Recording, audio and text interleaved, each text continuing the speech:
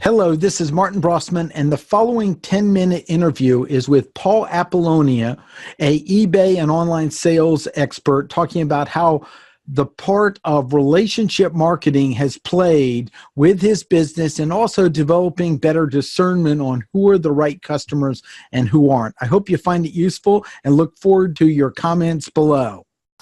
Hey, Paul, thanks for doing this interview. And I have to just, before we begin, did you say you made $300 by selling parts of a washing machine that someone gave you? Is that right? That is right, Martin. Actually, it's more than $300, and that only included about 5 small parts off the washer machine. Well, that's a hoot. Well, the reason I wanted to talk to you was, first, thanks for your comment on my post about the relationship marketing class. And you mentioned that it's something that's core to your eBay business. And I wanted to talk to you a little bit about how is relationship marketing important to you, to your eBay business? Well, I think it's more than core. I think it's my whole business. I meet people all the time. I deal a lot with baby boomers wanting to downsize. I do a lot of consignment for people. And once I work with one person, the word just spreads, and they tend to know other people that are downsizing. I've also helped people get out of storage units that they could no longer afford. And I worked actually not just getting rid of the storage unit, but also working with them on where can we put these items that you want to keep, not every item in the storage unit, the ones that you want to keep creatively in your home or in your apartment or condo. So between the meetup group that you lead, which is really a give back to the community thing, and then your networking from Toastmasters and others, you would say relationship marketing is pretty important to your business, in that people referring people and then you screening who's the best customer for you. Is that right? Yes, you're right. The meetup group is just awesome. I love doing it. You're right. It's more of a goodwill thing. I do get some business from it, but I love to get sellers talking to other sellers, because a lot of these people are basically by themselves in their house all day. Some of these people, it's their only outing for the month, this meetup group, and they love it. And I'm trying to create some outings through the meetup group where we go to thrift stores as a group and we learn from each other, because that's what it's all about. And that's building trust in the collective community, so that if someone asks, Paul with the eBay, and go, yeah, he has this great group. Yes, exactly. That's exactly what it does. What would you say your biggest success in relationship marketing has been? The biggest referral, the biggest recommendations? What would you say are like one of your biggest successes? There's a lot of them. One of the biggest ones was a gentleman I know that I have known him for years and years. He started out really small with one little body shop locally, and then he bought a gas station, a service center, and he ended up buying a car dealership. And I actually lost contact with him, but I sort of said hi to him every once in a while. And one day at the gym, I saw him, and he goes, "You're doing eBay, right? Well, can you come over and teach one of my guys how to sell our stuff on eBay?" So I did that, and that went good. And a couple of weeks later, he calls me up, and he goes, "This guy can't handle it. Can you just come in and do all our consignment?" And it was quite a lucrative deal.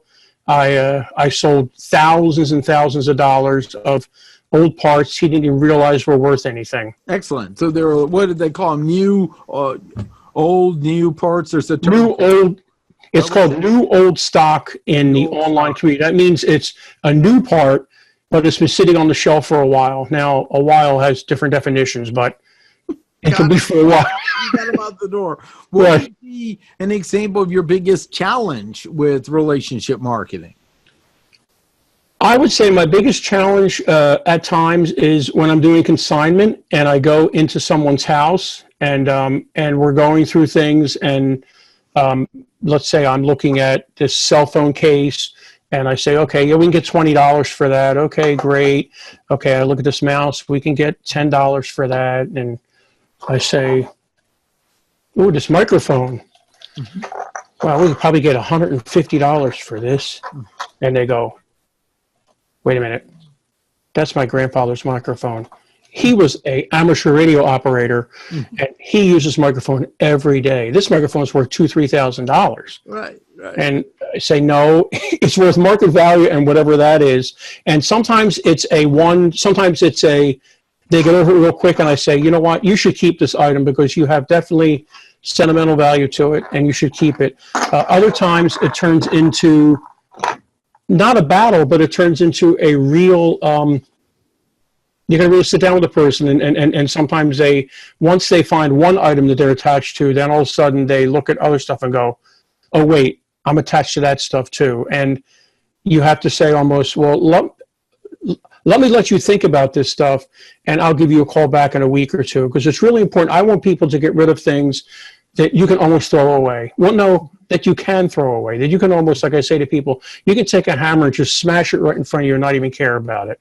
So a lot of times it's an emotional attachment to items. It's my biggest challenge with doing. So when someone refers somebody like that, one of the challenges is really making sure you communicate and identify how attached they are to them. Right, exactly. You don't want to be appreciative of the referral. Right, exactly. And there's certain key things you look for. Like one of the key things I look for is when somebody says to me, well, yeah, sure, I want you to sell my stuff, but I want to hold on to everything. And you just come over and get the item as you sell it.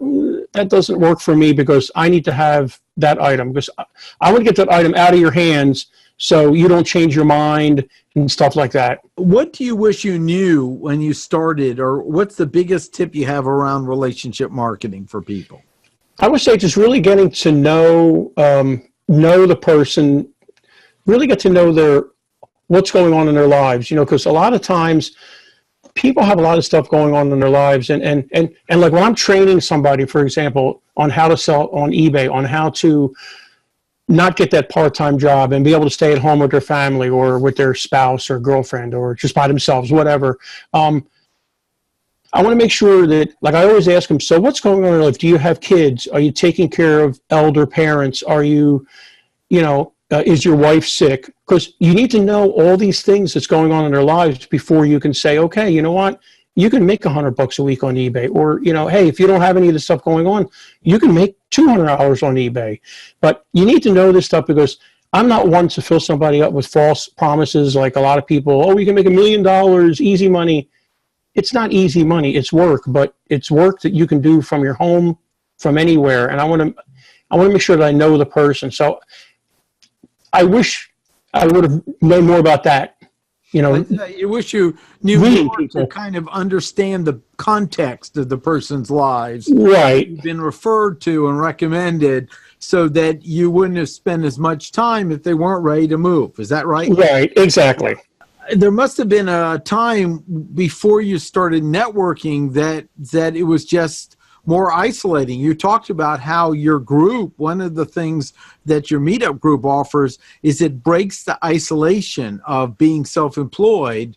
And you probably had a time like that in your past as well, when you were, more isolated. Yes. I am not an introverted person, and I came from the corporate world, 22 years of IT work, constantly meeting with people, employees, management. And it was a big change being at home by yourself, not having any kind of deadlines, not having a boss telling you this needs to be done by Friday. My biggest thing, what I do now, what I've been doing for about 2 years, is I get out at least 4, sometimes even 5 days a week, out to a local coffee shop, and just to be around people. eBay, I'm available. I'm able to do this with eBay because I can take my pictures at home, load them on my computer, and go anywhere and do it that way. But yeah, the isolation is just not me. I know some people that like that. I personally don't think it's good for anybody, but it just doesn't work for me. So what was it like back then when you were more isolated? Sounds like it was pretty tough at times to get motivated then. It's very tough because I sit at home and I just look around. I'm like, I could be doing this. I could be straightening up that. I could be cleaning up that mess because, my house is full of stuff. So I'm selling on eBay. So it is, to me, it's very overwhelming to be by myself like that. Yeah. And the relationship marketing and building the contacts in your network sounds like it's helped with it. So thanks for taking a moment. Thanks for responding. And I want to really offer something to you. I'm doing a test of the class in January that I'm building out, kind of a beta test, and I want to extend a free offer to the first test class for you, and I'll get you the details and information soon. And I really decided to offer it to the people who first just made the response, interacted to my question. And thanks so much. Oh, gosh, you're welcome, Martin. Thanks for all you've done for me and all you've done for everybody else, too. We really appreciate it. I'll get you the information on the class. Okay, great. I look forward to it. Okay, take care. All right, see you.